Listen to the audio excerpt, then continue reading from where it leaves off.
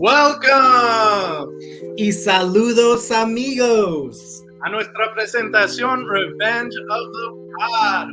We are happy to welcome you guys today to our first filmed episode. Please excuse me, I'm a little bit nervous, but I'm your host, Luigi, and this is my co-host, Jason. Glad to have you guys back for this very special episode. You guys get to see our faces.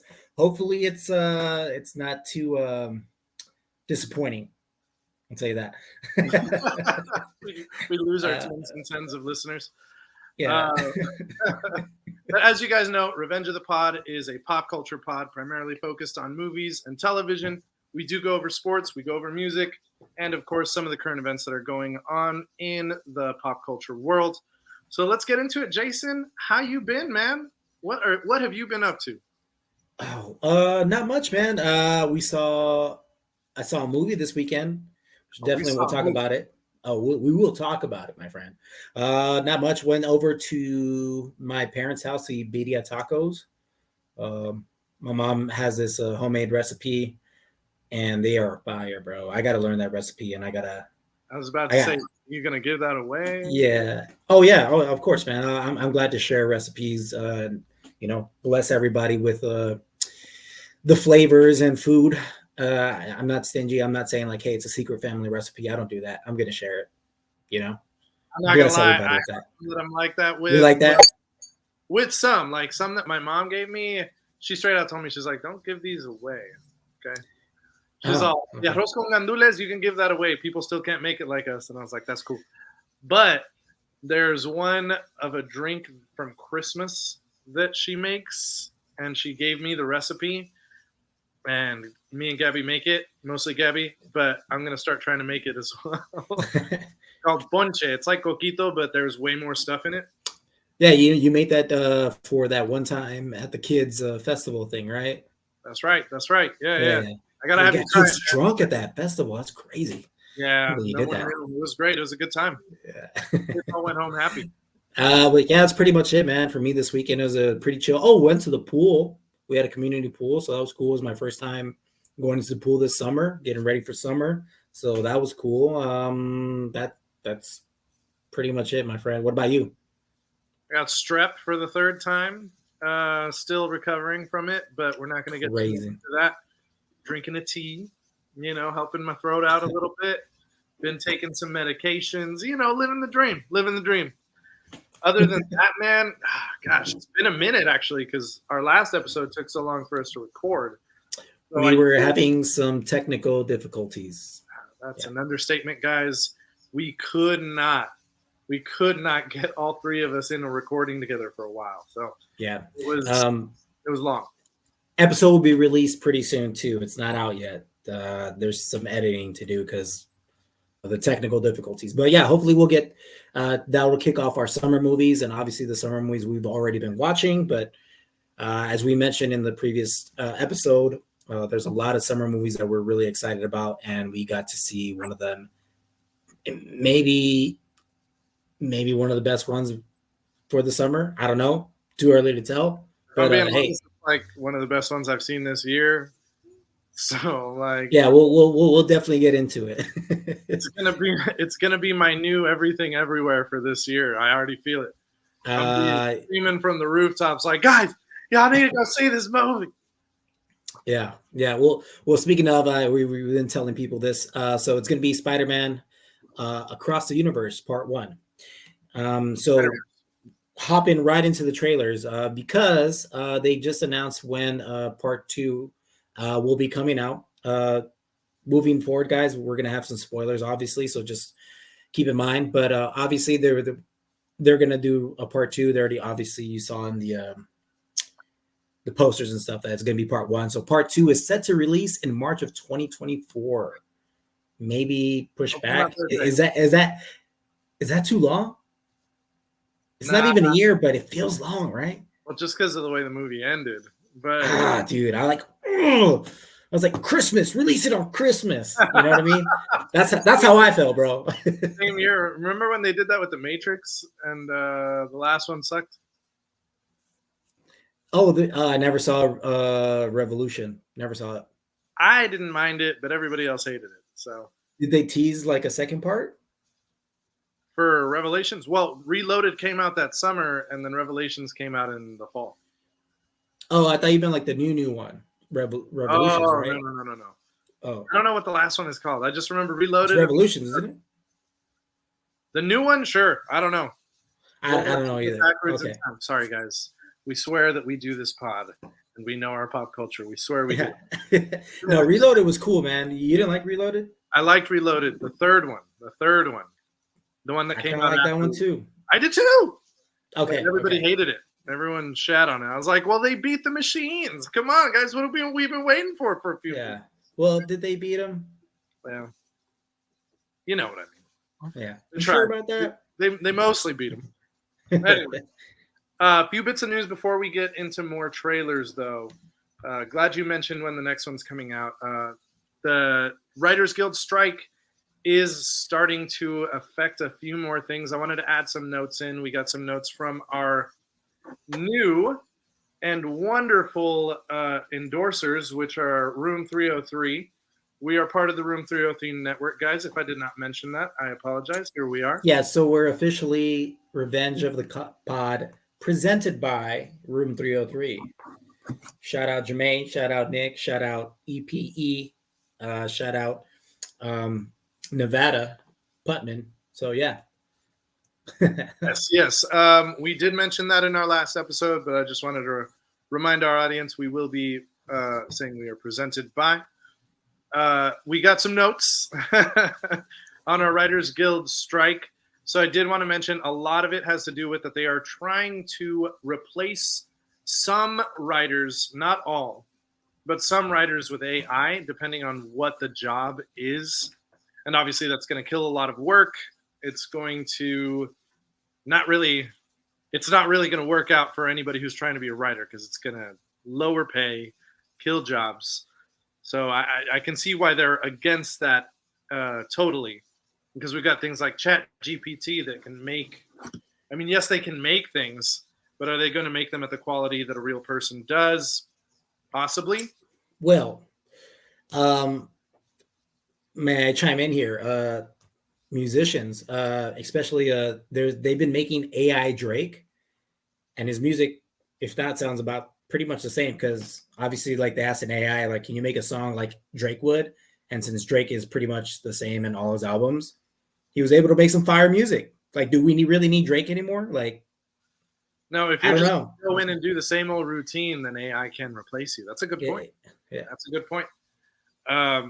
I really hope that AI does not replace writers. That's kind of like a dream job for a lot of people. So that would be pretty depressing to see happen, but we'll see what happens.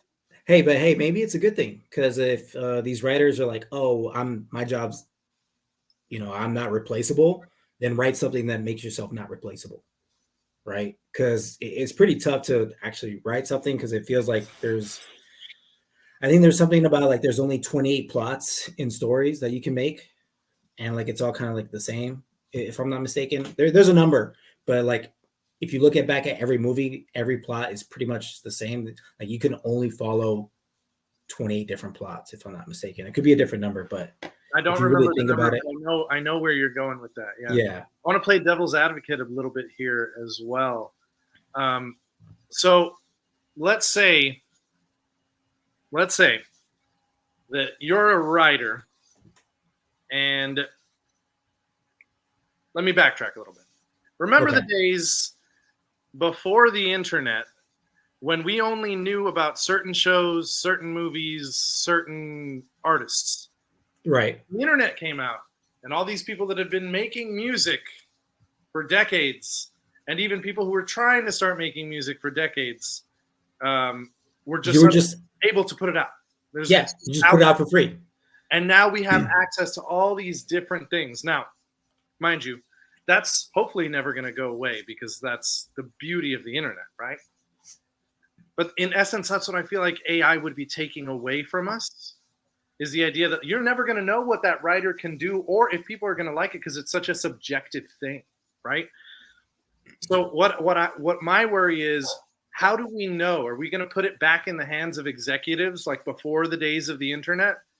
for them to decide what is worth being made into a film or a book or a song or a show through either going with the AI or the writer that's competing with them? Or are we going to be able to see a little bit more diversity? Yeah, it's gonna be very interesting. Oh my god, I still to this day love the internet era for music purposes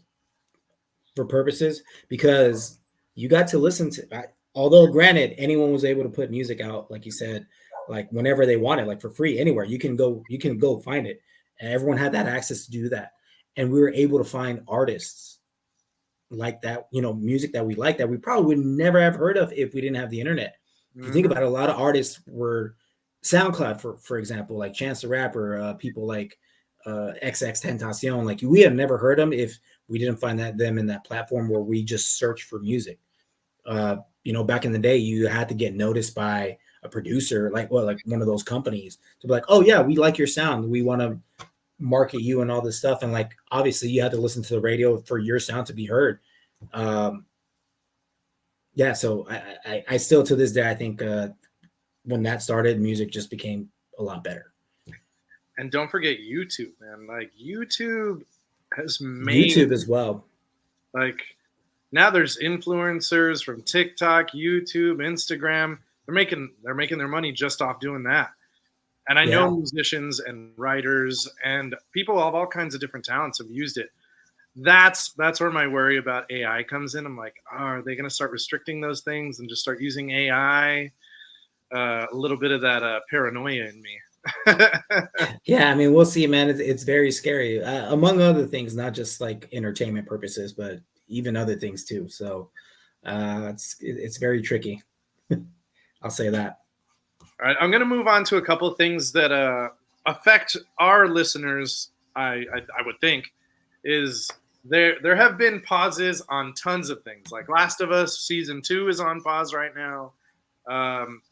Pretty much any show you can think of is on pause right now. The Blade Runner series that's supposed to be coming out on Amazon Prime is on pause.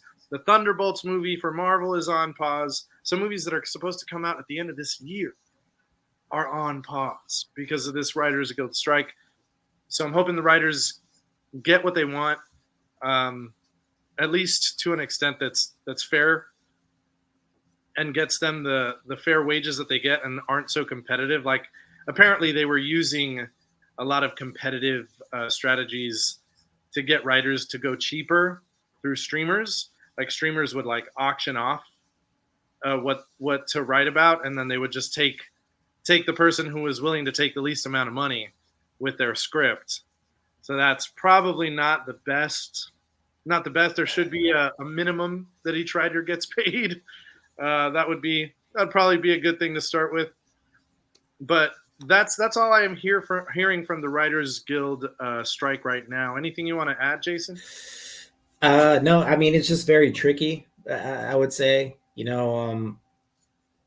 obviously it's always about pay and stuff, and like they feel like they're being underpaid, and like they don't realize like how, they don't realize their worth, and unfortunately, it's going to affect a lot of the shows if some of the shows decide to move forward without the writers. They always have to, like, I know we talked about it, they always have to rewrite certain scripts while they're filming shows or movies or whatever it may be. So I just hope they figure it out soon. I feel like everyone's underpaid these days. So yeah, if they can get their money, go for it. That's true. I like the way you think.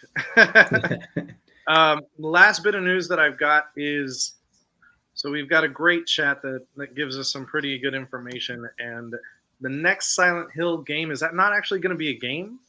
It's going to be like a live event where the audience gets to choose what happens, and it'll be a daily show. And it's the Silent Hill Ascension. So you get to see what happens to these characters in a horror story from a video game franchise that I think that's a great franchise to do it with. I really hope they bring back Pyramid Head, probably their best villain. Although I will say I love Silent Hill. It is one of the most unnerving games to play to this day, in my opinion. So I'm definitely excited to see what they do with that. That's cool, man. I probably maybe played like 10 minutes of the game when I was like at my cousin's house because I never owned the game. And I think it came out on PlayStation first, right? Yes, it was on Yeah. PlayStation, the first one, and then the second one was on PS2 and PS3. Yeah. The third one was on PS2 and 3. The fourth one was on everything. Yeah. So Boom, and then they just kept going. I played 3 of them all the way through. yeah, I think the reason why I didn't have the PS1, so when I had a PS2, I just didn't bother to play it. I don't know. I was more into sports games and racing games when I was younger. Um, Miami Vice City. I just not like horror type thriller games. I didn't play too much. All So my cousins were into it, so it was inevitable for me to get into them. yeah, I feel Although I that. didn't have the That. balls to play that game until I was By like yourself, yeah. until I was like I think 12 or 13. I was like, all right, I can play this. I can play this. But before that, no, I remember my cousin had me play Resident Evil 2 at one point, and I was like 8 or 9, and I was like freaking out on the controls. I was like, some crows flew by me. I was like, oh shit. One game that got me, Fear. That one was scary as fuck. That one like made me jump all the time. I was like, oh shit. Great game too. It was on Xbox. I think it won game of the year, or I don't know. It was a really great game though. So I recommend playing that if you have the chance to. If you like the sound, it sounds very similar to those type of games. So if you like that, you would definitely love Fear. So I'll have to check it out. So this is free to play on Xbox, the Game Pass. Have you played this game called Outlast? No. Try it out. It's free to play. It's a quick download. I'm going to be honest with you. I only got about 20 minutes in, and I couldn't do it anymore. It's too scary or what? Well, here's the premise. Like, you're a reporter that goes to this insane asylum that got taken over. Okay. And it gets taken over in the middle of while you're there. And they're hunting you down. And you don't have weapons for the entire game. If they find you, you have to hide somewhere. That's great. And then like it's just a bunch of psychos, like, yeah. That's interesting. I got so anxious. I was like, I can't fucking play this anymore. I can't fight them back. I can't do anything. I can't do this. I can't do I'm looking to play a game where I can like escape that, my anxiety and all that stuff. Like I'm not trying to get more anxiety. You know what I mean? That's fair. That's not for you. It's not for you. I just wanted to see what you do, but yeah, if you've already. Although Halo does give me anxiety sometimes, I don't even want to talk about Halo right now. Oh man, fucking game. Love-hate relationship with that game. Definitely is, brother. Let's move on to our trailers because we've got quite a bit. You've already mentioned one. I'm going to just mention one thing that I saw.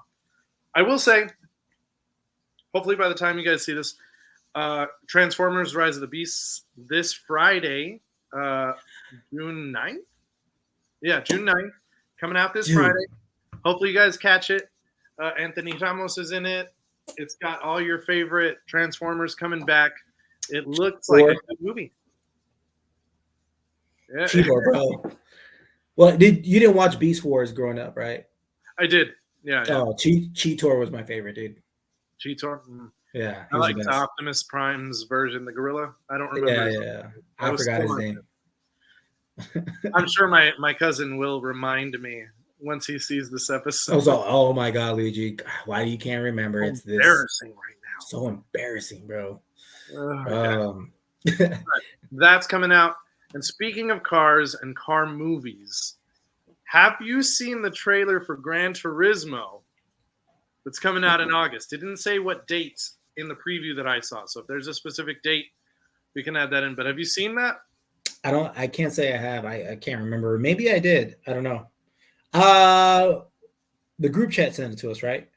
Oh, I saw it in the movie theater. Oh, okay. So the premise is that there's this gamer, right? Our main character, who wants to be a racer, but he can't really do it because obviously he's just a gamer. He doesn't have the means. He lives in a part of England that doesn't really like have a whole lot of different kinds of cars and racing. And Orlando Bloom's character is an investor who is trying to find the best drivers out of the gaming world. And so he enlists David Harbour to train these men, the top gamers, right? Top gamers from a competition in Gran Turismo,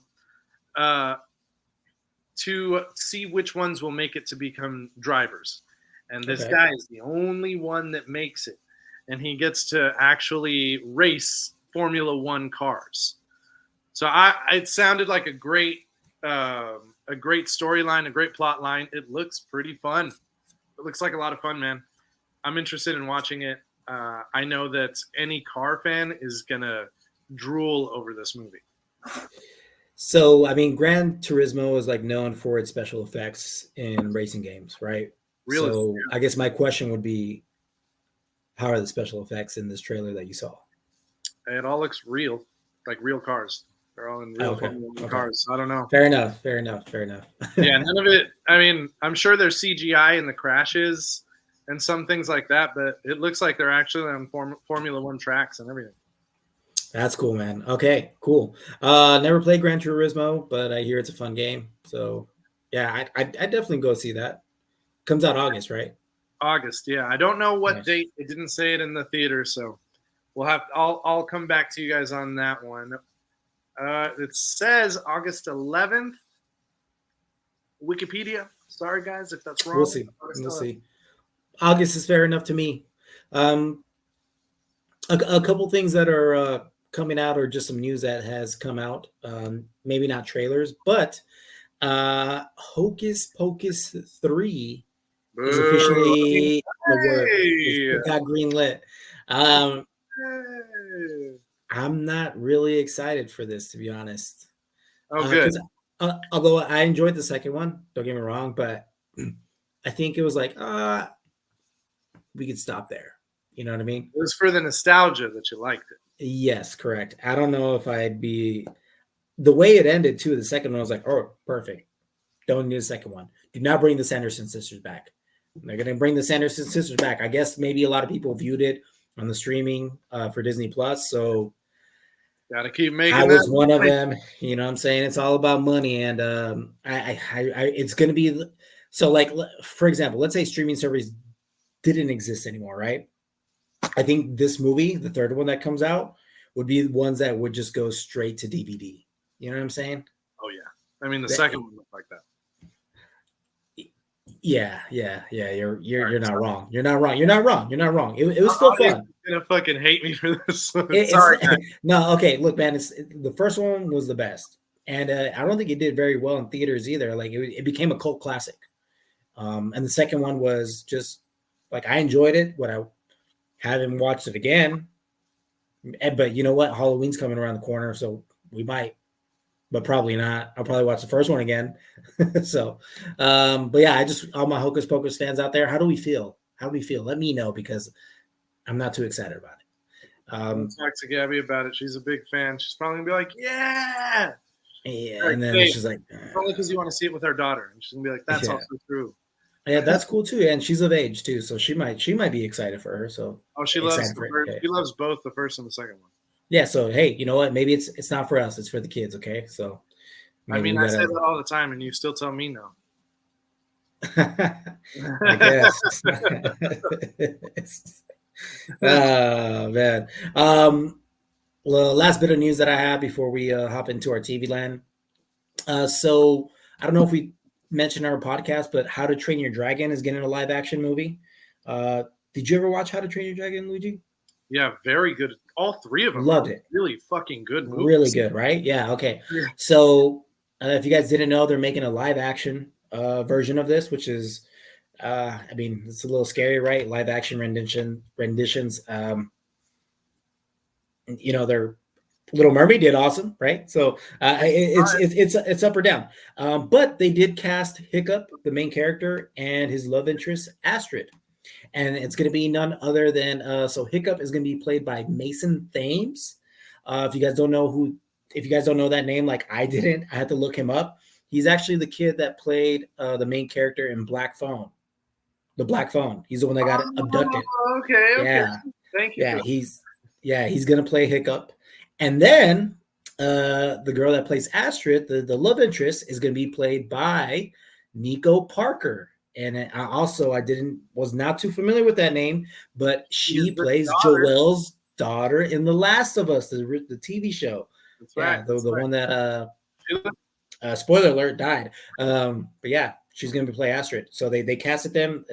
That's who's gonna play those characters, and good casting because they're young kids, right? They're in their teens, ready to take on how to kill dragons, right? So that's pretty cool. I'm kind of curious to see who's gonna play the father figure. So that's very interesting because he plays a very important part in the first movie. To see how they bond with the father and Hiccup. So we'll see. Wouldn't it be cool if they still did Gerard Butler? I mean, he's older now, so he could still do it. He could. He could. Jonah Hill's character, he voiced one of the characters, like the bully one.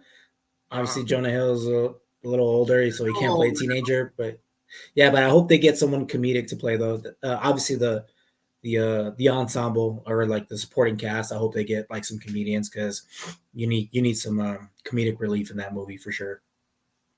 So just a note on Nico Parker. She also is the daughter of Thandie Newton. If you guys have watched Westworld, she is the robot that gains like full consciousness and like is able to control other robots. If you guys have seen that, that's her mom. They look fucking like identical. It's crazy. I just wanted to throw that in there because it still shocks me how much alike they look. Oh, that's the mom?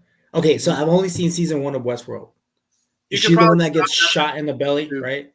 Yes. Yeah. In the first one, yeah. And she starts, yeah. Ah, such a great show. I heard it kind of fell off after a certain season.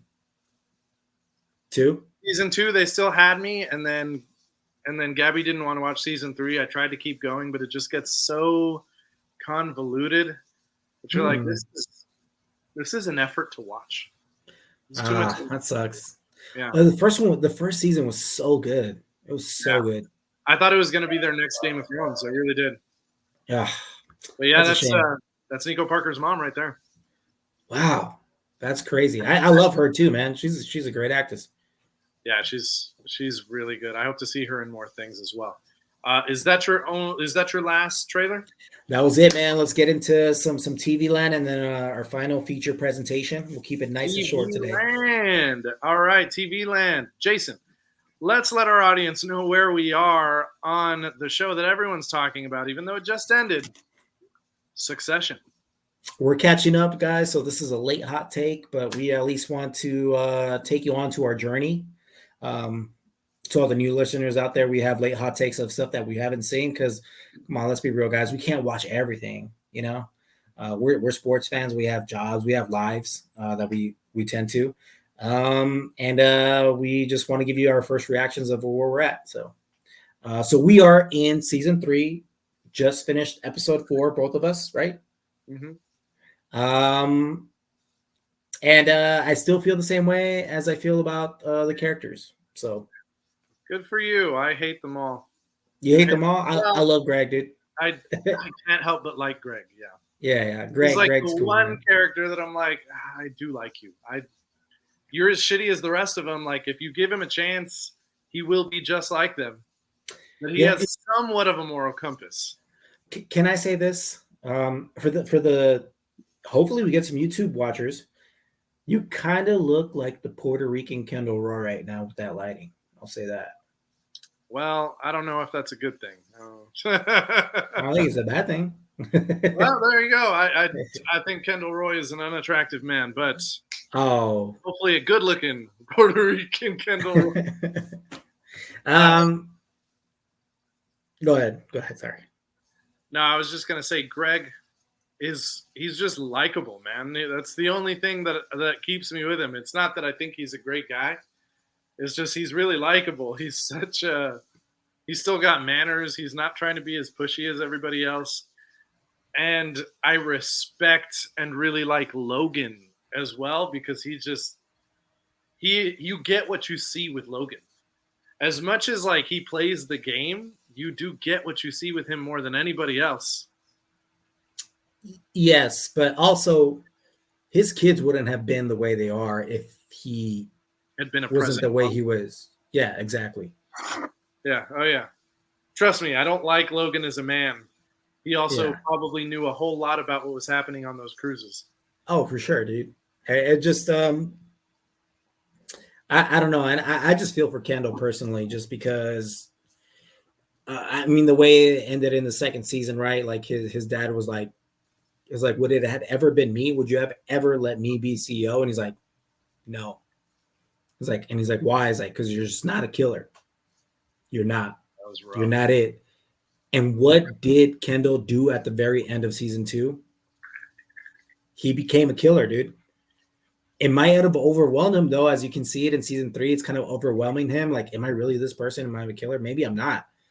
But you kind of see it through him. You kind of feel for him. Although everything what happened with season 1, you know, where he got in that incident, where that person passed away, like, and he let him fucking drown. Let him. He tried saving him. He tried saving him, dude. He tried saving him. He came up out the water and then he went back down. No, he went back down to try, and then he couldn't breathe, and he went back up. Okay, you tell me if something happens where you're trying, you're running out of breath. What do you? The guy had unclipped his own seatbelt. All he would have had to do was fucking get him through the side that he came out of. He was trying to go down to save him, dude. It was just too deep. I'm just saying. It's not really. I think you're just an apologist for that fool. I don't know. That was the moment I was like, "Fuck Kendall, dude. What a fucking coward." Okay. Sorry, it was just me. And I just I absolutely hate shit. I love Tom and Greg's relationship though. So their relationship is fun. I don't like Tom. It's hilarious, but it is fun. I feel sorry for Tom. Yes, I do also feel sorry for Tom. Just because he got his own grave, man. He really just put himself in all of that. He put himself in that situation because he wanted to be just like them, like more than anybody else. He wanted to be just like that family.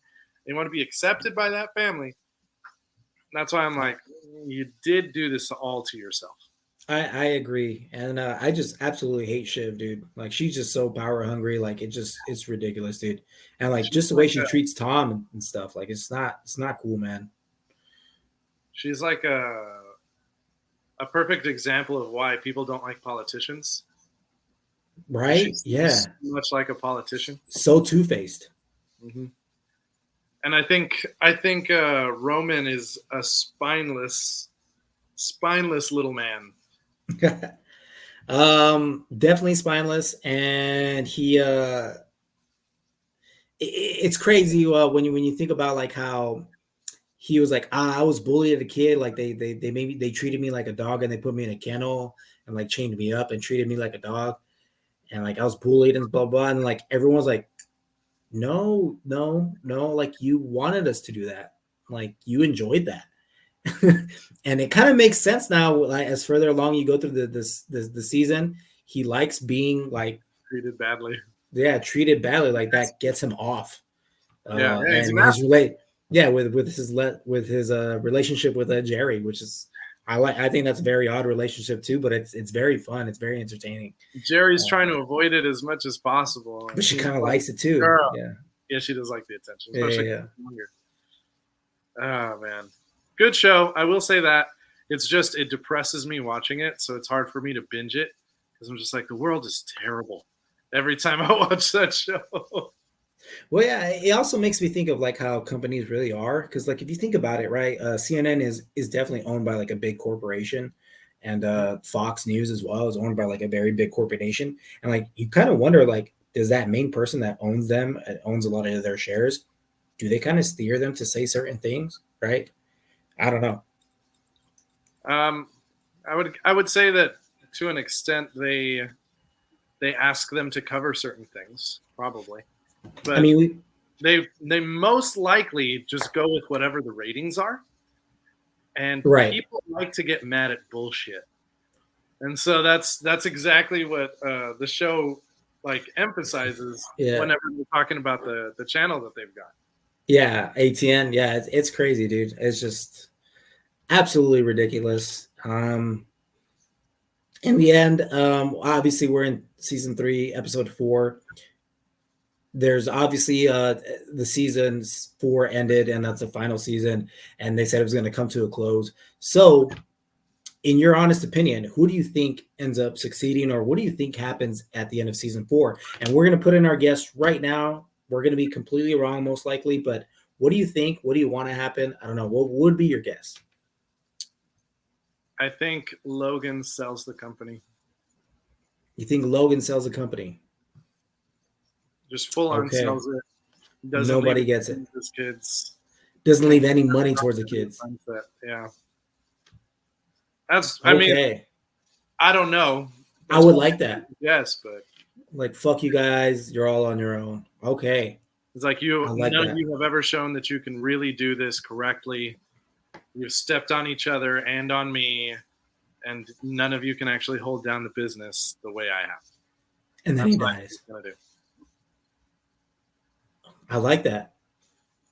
So it's gonna end like he's gonna die, and he's like, you know what? We tore each other apart as a family, and like he's realizing it because it is in his deathbed. I don't know, maybe something like that. And he's like, nah, we tore each other apart for business and power. Fuck you guys, I'm selling it.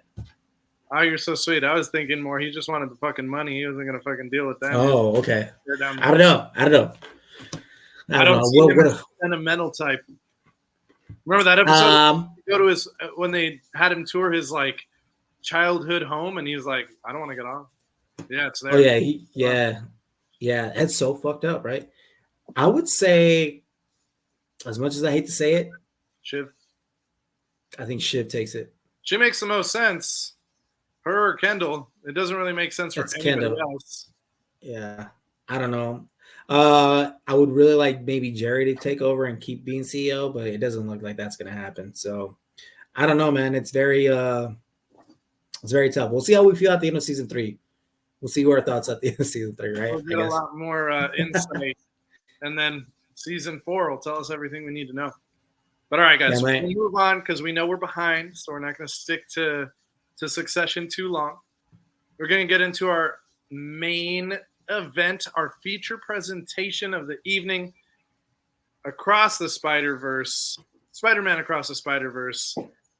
Jason, initial thoughts? You know what, man? I've been thinking about this since I saw it yesterday. I saw it on Sunday. Maybe recency bias. I don't know, but it might be the best Spider-Man movie I've ever seen. Oh, it's the best Spider-Man movie I have ever seen. Okay, so you feel the same way? Like, I was blown away after I watched it, and I was like, I want to see it again. I want to see it again right now. I loved it, guys. I can already tell you what my rating for it is. It's really? Too high, but I'm giving it a 9.3. Like, that movie is almost perfect to me. I don't know. Maybe higher. I have no complaints about the film, to be honest with you. Dude, 9.2 for me. I will say this. I'm not knocking Spider-Man at all, but if you guys live in Arizona, we live in the Mesa area. It's right down the street from our house. This place is called Fat Cats. It's like Dave and Buster's, kind of. Like, it has a bowling alley inside. There's a bar. You can play like games like Dave and Buster's. Very small. And there's a movie theater. And my one complaint will be, I don't know if it's the movie theater or the movie itself, but the sound was kind of bad, because at first the movie started and a scene with Gwen, right, where the drums are kicking, right, the music seems like legit, but the sound only came like it was coming from the front of the screen and no surround sound. So Jamie and I were like, is there something? Dude, it sounds like the theater. Yeah. So I went outside. And I told someone, I was like, hey, I don't know if it's still like in preview mode, because you know, like how the previews are like a little bit lower in volume. And I was like, I think there's no surround sound. And I told them, like, okay, they're going to check on it. And I guess I wasn't the only one, because after a while, we still couldn't hear anything. So Jamie went a little later, and then she came back and was like, they yelled at me. He's like, I don't know. It's just the movie. It's blah, blah, blah.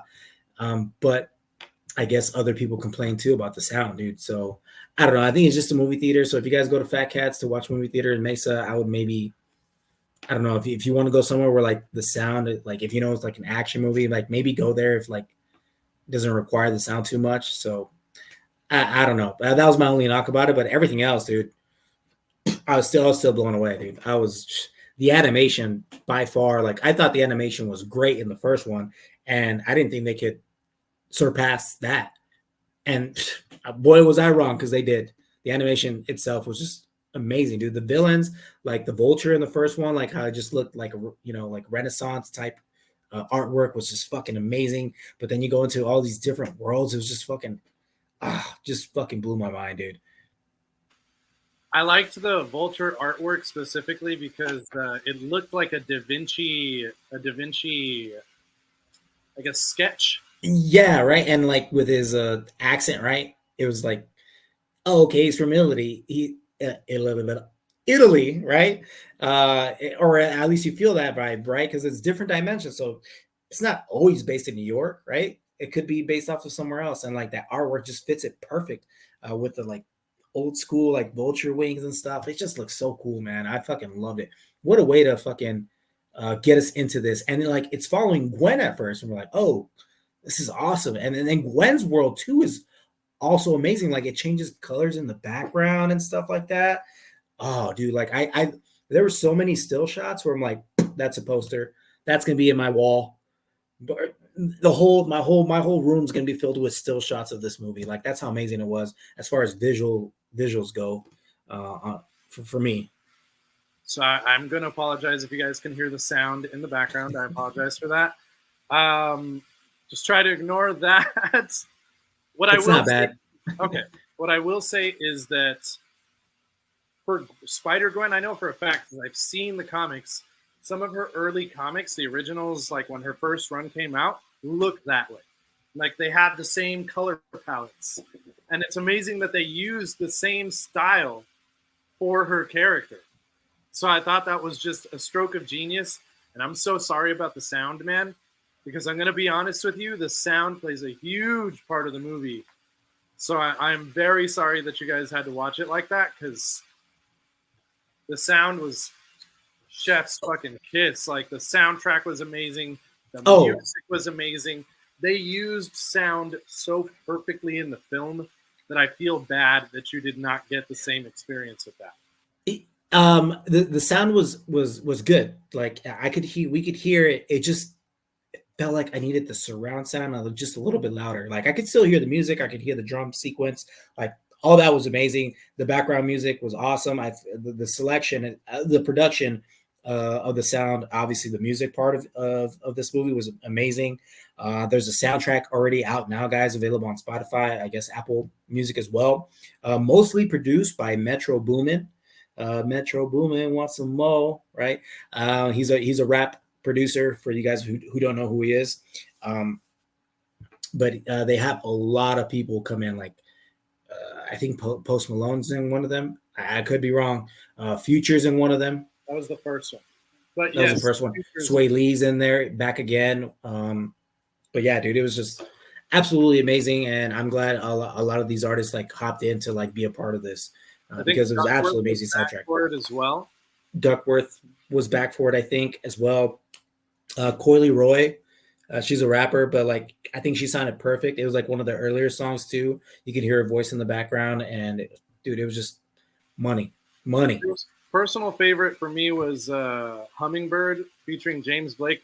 I've watched James Blake live, fucking amazing. Hearing this song, I want to see him again so I can hear him play this fucking song. Yeah, dude, it was absolutely amazing. It's probably one of my favorite soundtracks behind the Black Panther, the first Black Panther. The one with Kendrick? Yes, dude. Like, it was that good. Yeah. Music probably inspired by that. That was a great soundtrack. Yeah, it hits fairly close. I think it's probably just about as good as the first one. There's just a couple songs on this one that are probably slightly better, whereas a couple songs on the other one kind of even it out for me personally. But yeah, it's a great soundtrack. I thought go ahead. Oh, sorry. I would say for playback purposes, I think the first one, I'm not saying the first soundtrack is better, but the very first, like one of the most famous songs, and I don't think anything can beat this one, and it's Sunflower with Post Malone and Sway Lee. That one's kind of hard to beat, man. Like that song was like stupid popular. People go crazy for that. That's why I'm like, I still listen to that. Hummingbird is not that popular yet. Yeah. I heard that song and I have not been able to stop listening to it like on a daily basis. Well, we'll see. Yeah, I'm sure these songs will pop up. I think the song of the year for this year, though, it's going to be Peaches. Peaches, Peaches, peaches, peaches, peaches, peaches, peaches. Yeah. yeah. Oh man, Jack Black, he eats up scenery, man. Oh, We he does. needed him in the Spider-Man movie too. Shit, there was enough room for him. I mean, with all the fucking Easter eggs that they had, dude, I still can't like. I'm sure there's. I saw a TikTok there is like there's so many, like you won't guess all of them, but like definitely some amazing Easter eggs that we saw, which was I was just like, dude, I felt like Leonardo DiCaprio the whole movie. You know, I Even dude, that Spider Car, which was a toy that came out. the spider car, yeah, that shit was crazy. Like, oh my god, they're digging deep. I don't know if you noticed it, because you're a '90s kid like me. There was a version of Spider-Man next to 2099 that was like that had a cape that was made out of webs. Yes. Spider-Man Unlimited. You remember Yes. that? Yeah, I saw Spider-Man Unlimited on that one. Yeah, It came out a ton. I was like, oh my god, that's my childhood. I saw that. Dude, my favorite Easter egg would have to be with Donald Glover, Childish Gambino, as Uncle Aaron. But you know, for people, I had to explain to Jamie is like, do you remember the first Tom Holland movie where what's it called? It's not Far From Home. It's not Homecoming. Childish Gambino plays that one villain as Aaron, and it didn't say it, but it insinuated because like all these rumors that they wanted they wanted Donald Glover to be Miles Morales when he was young. They're like, we need Spider-Man, but we want Childish Gambino to be Miles Morales. I don't know if you remember this, but people were pushing for him to be Miles Morales. Well, good news, my friend. They're talking about a Miles Morales movie, live action again, and a Spider-Gwen movie. Well, yes, but when they were talking about it at that time, Childish Gambino looked young enough to play Miles Morales. But obviously things happened, and years later, they're like, hey, you know what? He's a little too older now, so we're gonna play him as Aaron. Which obviously, if you read the comics or how Miles Morales' story, he's the one that ends up being the Prowler, as we found out in the first movie. So I thought that was really fun, and like they captured him as Aaron, Uncle Aaron, in another universe, and you could see him like in his shoulder, chest up, in a Prowler costume. Like I thought that was awesome. Like I thought I was like, wow, what a homage to the fans out there that like were pushing for him to be the next Miles Morales back in the day, years ago. So I thought that was fucking awesome, in my opinion. I mean, I thought it was impressive in general. They brought in a lot of live action footage, and they even mentioned the Tobey Maguire with Doctor Strange when Miguel O'Hara is saying, "Don't even get me started with what Doctor Strange did with Spider-Man." With that other one guy in that other universe and planet, whatever, blah blah blah. Like, yeah, that was awesome too. I was like, oh shit, like, and they bring him back. Andrew Garfield, Tobey Maguire, that's awesome. They brought back the '90s Spider-Man that we grew up with. I don't know if you noticed, but there's a scene where Miles Morales is like running away from Miguel, right? That's his name. And they're like showing videos of like villains from a different universe, but it was like all the villains from the '92 series. The original Doc Ock, the original Rhino. I have to rewatch. Yes, dude. Like because he's like it's super quick, and I'm like, oh shit, that's all the '92 versions of the villains. Like the original Doc Ock, where he had the yellow shoulders, the green chest, right? Like those villains. They showed all those. I had that toy. Yeah, dude. They showed all those villains. Like he's just running quick, like it's split second, but you could see it, dude. It was. I was like, That's how I felt. That's accurate, man. The whole time, and when they had Scarlet Spider-Man come out and make fun of the '90s version of himself, I loved it, dude. Oh yes, yeah. Exactly where he's like so deep and like dark and stuff and like depressing. Oh, I'm sitting here laying on the ground, thinking about how terrible my life is gone. Real stupid. Yeah, I was like, do we need that? Don't bother trying to get out. I've got you in my perfectly chiseled fucking arm. I'm like, you're an idiot. Yeah. It was Uh, it was well done, man. And the story, like the story itself with Miles and his parents, because to me that's what the central story was, right? Like, is he mhm. gonna tell his parents that he's Spider-Man? Does he trust them enough to tell them what's really going on? Because he's clearly hiding something. And that storyline hits deep throughout the entire story because you see the connection, especially when his mom is talking to him about how no matter where he goes, no matter what he does or who he's with, that he remembers that he belongs and that there's people that love him. Ah, bro, that hit me on all cylinders. I was like, I don't fucking cry. You fucking cry. Yeah, this movie was definitely had like a lot of emotional moments where you're just like, you're having fun and then you're just like, oh, where'd that come from? It's like it hit me really deep. And I think it was right, dude. Like I like those emotional moments. I think that's what you want in movies, especially in ones that are supposed to be really fun because you're having fun, you're having all this, you're having a great time, and all of a sudden, boom, they hit you with something emotional. You're like, why am I crying right now? What's going on? Um, Why am I crying? What's on my face? yeah, but you want to be emotionally attached to these characters, and I think Spider-Man, and I think that's why we love Batman so much. Like why some of these superheroes we love them more than others because there's emotional attachment to it. You see what they're going through, and you can see their emotion. And Spider-Man, I think, plays it the best. Their struggle is relatable, right? Yeah, That's what made Spider-Man so big when he came out. Before him, superheroes didn't have issues. yeah, He they was were the cool. only one who was They just were trying to fucking make it, you know? yeah, That was what was groundbreaking about him. Like he wasn't rich. He didn't have these powers that could save him from everything. He wasn't loved by the public. And that's what made Spider-Man so interesting to so many readers, especially at that time, right? He was an outcast, and people who read comics at the time were outcasts. And it was just a match made in heaven. And from there, he blew up. Kids relate to Spider-Man. They think he's cool.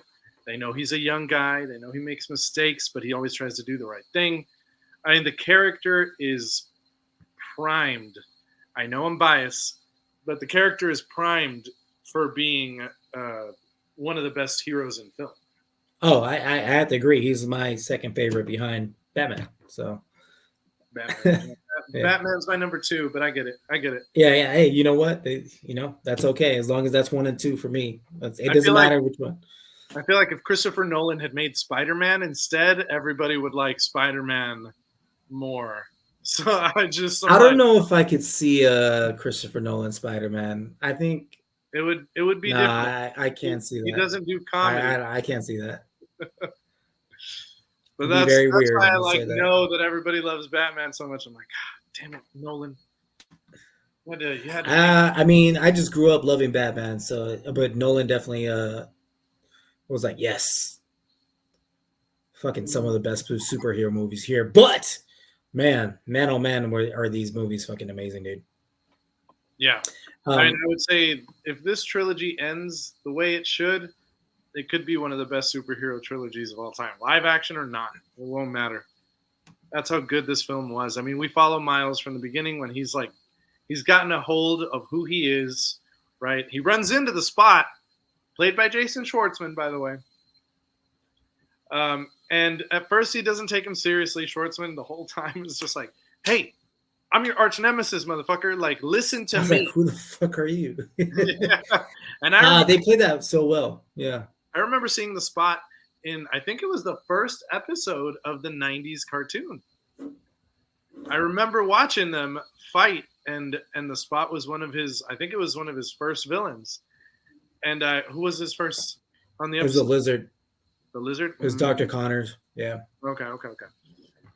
And so I remember the episode as a kid, and I was like, "Holy shit, they're bringing the Spot back." Okay, cool. Deep cuts. And they made the Spot. Even the Spot looks artistic. Jesus Christ, moving art in this fucking movie, including the villain, including all the characters. But you watch him, and over time, you see what the Spot's really going to do and how he figures out how to use his powers. And And you what see it can be Spider- really capable of. Yeah. yeah, you see Spider-Man, Miles in this case, uh, end up having to deal with other things while he's not really paying attention to what happened to the Spot. And those other things are his crush on Gwen, His Miles Morales life, not his Spider-Man life. Yes. His crush on Gwen, his inability to communicate well with his parents, which, if you were a teenage boy, you know how that goes. I'm sure teenage girls too. It's difficult. You don't know how to express yourself, and you're not really sure what those emotions are. So it plays out pretty perfectly in the film. I adore his parents in that movie, though. Like, even they're so great. Mistakes, you're like, God, he needs to tell them now. Like, he needs to tell them now. They love him like no other. And so I really enjoyed all the dynamics that they had. I was a little disappointed that Oscar Isaac's Miguel O'Hara, Spider-Man 2099, never really gets a redemption. You just kind of end the movie with thinking like, oh, he's an asshole. Because Spider-Man 2099 isn't just an asshole, but I guess you did need a bit of an antagonist in this movie up until the end. I think he'll redeem himself in the second one. I think so. I think he's gonna realize it. Yeah, but yeah, like fuck, like you hated that motherfucker. And I really like Spider-Man 2099. I think the design is cool. I think the idea is cool. I remember playing as him in one of the video games of Spider-Man that came out. I think it was PS2. But I'm not going to get too into it. It's about dimensional rifts as well. and 2099 helps Spider-Man figure all this shit out. But that being said, I'm going to go into some of the Easter eggs. First off, you get to see the video game Spider-Man from the Insomniac games that are very popular. You get to see Genki, his friend, his dorm mate, playing the newest version of Spider-Man with the newest stuff that's on his suit, which are the claws that come out just like in the Iron Spider-Man costume. Oh, dude, I didn't see that part. Yeah. It's like I missed it. Lincoln, you missed it, man. Oh man, they had tons and tons. I do have questions about the end when Gwen gets that team together so quickly. How'd she do it? And are they just going to start checking every universe? That is my question. No, my question is like not how she got that team so quickly, because Spider-Punk gave her that so she can go to other dimensions. So she went to go get them. But my question is, if you go into another dimension, you're going to be glitching, right? So is all the friends that she got, are they glitching too, or did she give them like a little wrist dimension thing? I guess I'm being nitpicky because she got them all so quickly. You got like a whole crew in a minute? It's pretty easy to go to a different dimension if you have that machine. So I know, but I would imagine it would take longer than a minute. I mean, in the movie, it looked like a minute. Yeah, exactly. Time works differently. But in the movie, like maybe it didn't take her a minute. Maybe she was just like, "Hey, I need your help," kind of thing, and like it maybe took a few minutes. I have no fucking idea. I do love that she went and talked to his parents, like, "Hey, I'm gonna find him." To show like, hey, I care about your son, because she heard them talking about her. That must be rough, right? Like, yeah, but also like they weren't really saying anything bad about her. They're like, no, but like at the same time, you're like, oh, yeah, I don't really know how to act around you. Then I mean, I get the awkwardness for sure. I do. Some of the worlds that we saw, I know you talked about some Easter eggs, but we get to see a Lego world, Lego world, with Spider-Man, and I didn't know this until obviously after the movie, because you shared it on your notes too. I'm glad you put that, because I definitely wanted to talk about this. So it turns out there's this one scene where obviously they're going to different worlds, different dimensions. The spots obviously going to different Spider-Man worlds, and there's obviously one of the Lego world, which is very like the Lego movie. It's like that type of animation. Turns out that the Lego Marvel like made for home video movies are pretty popular too. Yeah, so it turns out that instead of going to the producers that made the Lego movie to make this part of the movie, they went to this not famous YouTuber, but like he's known for making Lego shorts and stuff like that. He's pretty famous. They got him because he did an entire redo of the trailer. His trailer. Yeah, so they asked they hired him. I'm sure they paid him to do this portion of the movie of the Lego world, which was fucking awesome and hilarious too. You're just like, oh, Lego. Like it was just so cool. And you get to see the Spider-Man Lego version of it. Like it's just so, and they're smaller. And I love how Miguel is like, "You're one of my best." I know, right? And you're like, oh, this Lego guy. It's so Lego funny, Spider-Man. All right, cool. So cool. Yeah, 14-year-old. What's his name on YouTube so we can give him a shout out on the pod? I don't know, but _ the OG. That's his name. 14 years old, and he helped make a Spider-Man movie. So that's doing this animation, that's awesome, man. Kids these days and now and what they're able to do with technology, it's amazing. You know how long it took us to figure this out? We had to do like an hour training video with Jermaine to help us out with this. So it wasn't that long, guys. Don't worry about it. It wasn't that long. What I will say, guys, the biggest thing I want you guys to know going into this movie is you are literally about to walk into a art museum of pictures.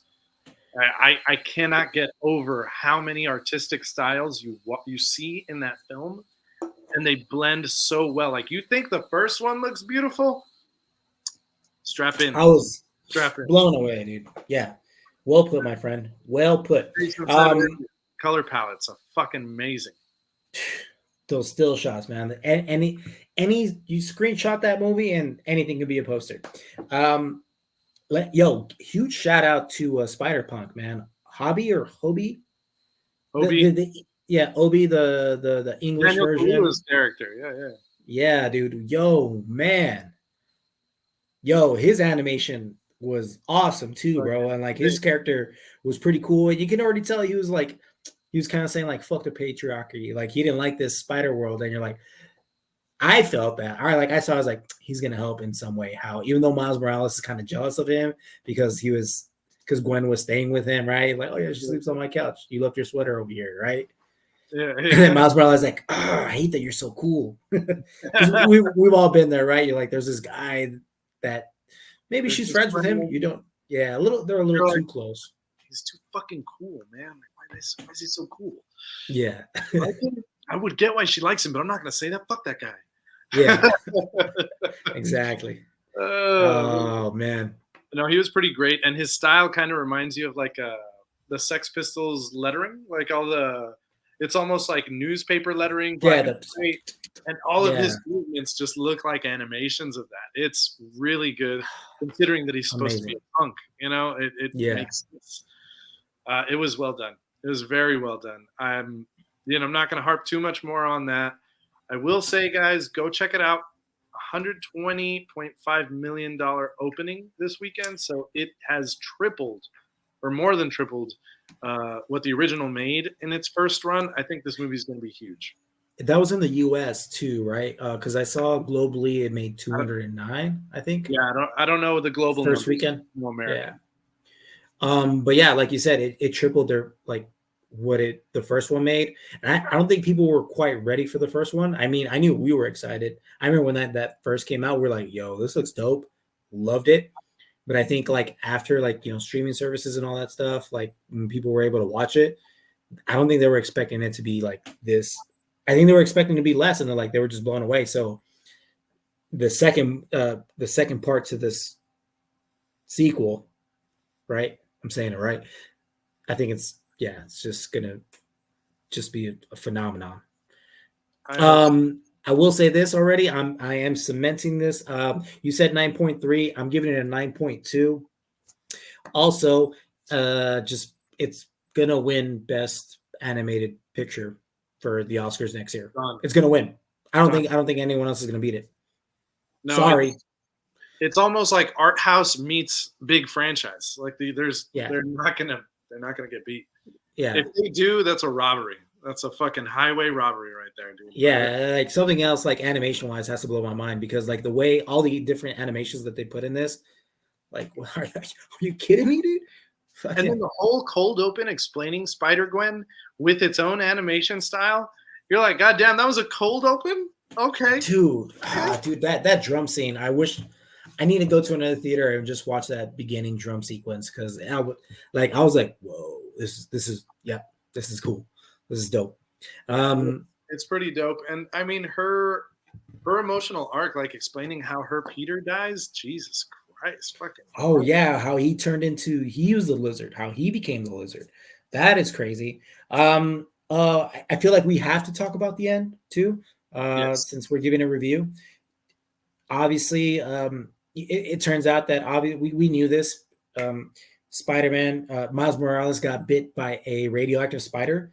But if you remember What? in the first, yeah, if you remember in the first movie, after Miles gets bit, you see that spider starts glitching like all the other Spider-Man in the first movie, and then you realize that if you really think about it, I didn't think about it until later. That spider is not from that universe. That's why it's glitching. So he was never meant to be bit, and that's part of the whole movie too. Like every Spider-Man who becomes a Spider-Man has to have this thing happen to them, this terrible moment, and that's what makes them Spider-Man. It's called canon. Crazy, right? A canon event. And Miles Morales decides like, no, there's like, I can't let, and they're pretty much saying that his dad's going to end up dying for you to be Spider-Man. Your dad has to die. If not, it's going to cause a rip in the universe and it could destroy potential universes. So we just have to let him die. It's like, how are you going to, and he's like, I can't accept that. Like you guys didn't know that this is going to happen. Now you just expect me to let my father die. I was like, I can't let that happen. And so that's what causes him to be against Miguel Spider-Man and all this stuff, right? He ends up going back to go to this machine to get sent back to his home so he can save his dad. But he uses his DNA from this radioactive spider that bit him from a different dimension. He gets sent to a different dimension where that spider bit him, not realizing, thinking that he's back home, and he's not back home. Talks to his mother, getting ready to tell him that he's actually Spider-Man. And this whole time, this whole time the mother's like, well, what'd you do to your hair? Is it a new hairstyle? I'm like, what? I was like, thinking in my head, I was like, did his afro grow? Like, what's going on? What do you mean different hairstyle? And then all of a sudden, Uncle Aaron walks in. And then like, in that moment, I was like, he's in a different fucking universe, right? He's in a different universe. Color scheme. And the color scheme too. Yeah, like the animation style. Like I should have caught on it right away, but the animation style was way different from where it was from back home. And yeah, so I guess he goes into that world where there was no Spider-Man ever. So like that city is in rubbles. Is that a good word to say it? In turmoil and tatters. It's not good. And Uncle Aaron takes him, so he hugs his uncle and is like, oh my God, I miss you, like being very emotional. And Aaron's like, all right, cool, like, well, what's going on? He takes him like, hey, you ready for this? He's like, ready for what? And you can tell that Uncle Aaron's like, this is not him, like something's up. And what happens? He gets knocked out somehow, right? They go up to the roof and they're talking about something, and then he gets knocked out. Comes and hits him in the back. Okay, cool. They get trapped. He gets tied up, and Miles is trying to talk to Aaron and saying like, hey, I'm from a different universe. I need you to explain something to you. Like I was like, I'm Spider-Man, or what is he saying? I can't even remember. He's just trying to talk to him and like trying to make some sense in him. It's like, in my universe, you're dead and you're the Prowler. And then Aaron's like, I'm not the Prowler in this universe. And then someone comes up behind Miles, like our Miles, and the Prowler comes up to him and he starts asking him, like, so like, did you say in your world your dad's alive? Because it turns out that in that world, Miles' dad is already dead. And he's like, yeah, what's going on? And then the Prowler pulls out his mask, and it turns out Miles Morales in that universe becomes a Prowler because of the loss of his father. So you think, like, you can already tell that background, like he just went into a life of crime, started following Uncle Aaron, and becomes a Prowler and begins, doing what he needs to do to survive, and probably not the best way possible.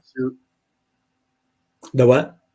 And Miles is the one souping up the suit because he has the intelligence to do it. Obviously, because Miles is smart, just like Peter Parker. Like, obviously, your regular Spider-Man stuff. Instead of making web blasters and using his science for good, he's being the Prowler.